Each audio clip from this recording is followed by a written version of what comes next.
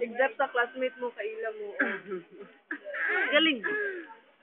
Unsa si Kari sa imo ha? In one word.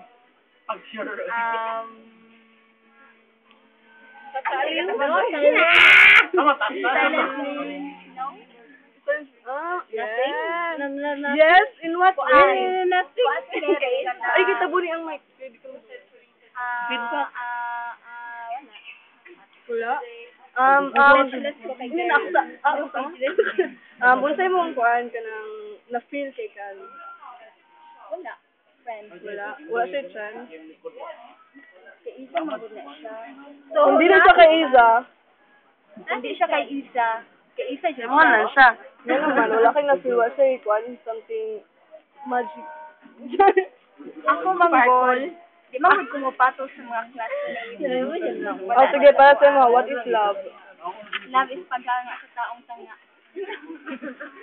Sige, i-describe daw si Iza para kay Kari. Unsay mong mayon kay Iza para kay Kari? Love is equal as. Paano sila? There's love between them. Magkauban man jud mo pimili ni Iza no. Unya, unsay feeling niyo mo nakagito si Iza kay Kari? Tong una, yes. Pero karon, no. Yes lang dapat. Yes. Yung nakang yes. What way?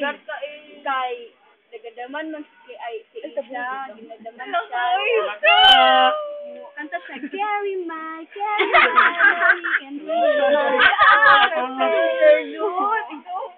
Unya, kung magkadayunan sila, unya, makagusto sa mga si Kari, yung kung buhaton.